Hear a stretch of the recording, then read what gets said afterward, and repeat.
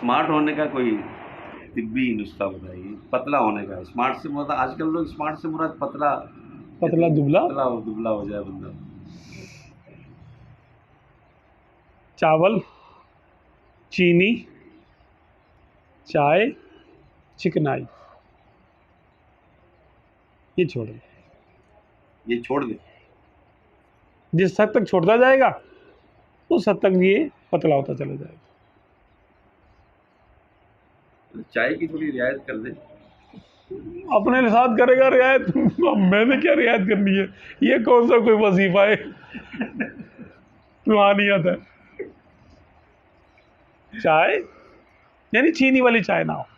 اچھا چلے یہ رعایت ہو. بغیر اس کے ہو. چلو پودینے کی چائے پی لیں اچھا. بغیر چینی کے. ہاں شہد استعمال کر سکتے ہیں اگر اصلی ملے تو، ورنہ اس میں بھی گلوکوز اور پتہ نہیں کون کون سی چیزیں مکس کر کے دیتے ہیں. یہ گڑ ڈال دیتے ہیں، چینی ڈال دیتے ہیں. چائے، چاول، اچھا روٹی بھی اس میں شامل ہے.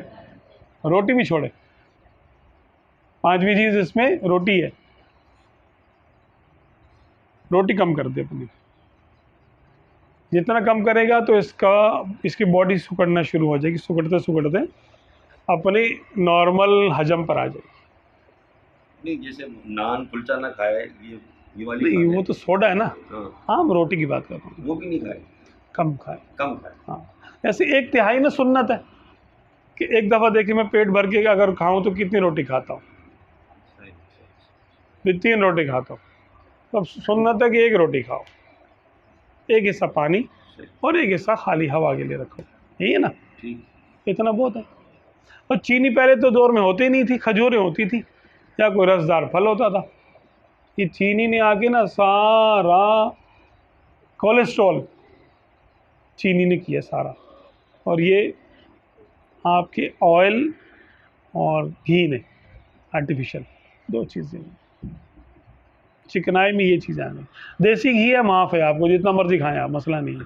ہاں دیسی گھی کھائیں، سامنے نکالا ہوا کھائیں، منع نہیں، بلکہ اور جو ہے نا بہتر ہے. اچھا اس میں آپ گوشت کھا سکتے ہیں، انڈے کھا سکتے ہیں، گوشت کا یعنی پروٹین آپ لے سکتے ہیں. پروٹین سے کیا ہوگا کہ آپ کے پٹھے مضبوط ہوں گے. اور پٹھوں سے انسان کبھی بھی موٹا نہیں ہوتا. موٹا ہوتا ہے چکنائی سے. پٹھا گوشت کا ہوتا ہے، اور گوشت میں خاص اس کی شیپ ہوتی ہے بس. یعنی بہت موٹے آدمی کا پٹھا بھی اتنا ہی موٹا ہوتا ہے جتنا ایک جنا پتلے دبلے آدمی کا پٹھا ہو.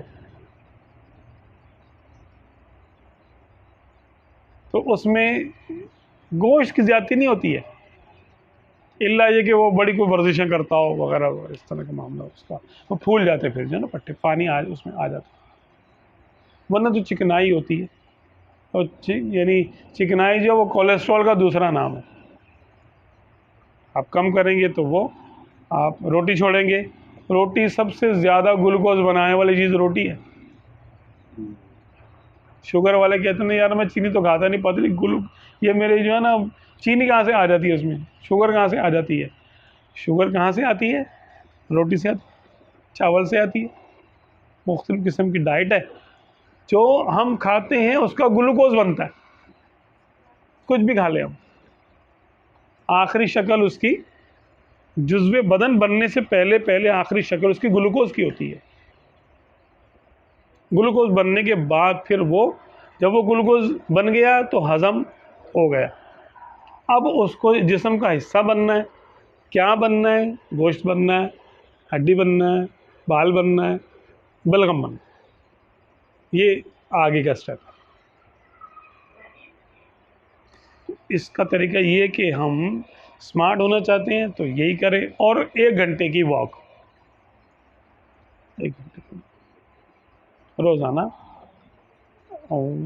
اور لمبی نماز اگر چاہیں تو لمبی نماز پڑھیں.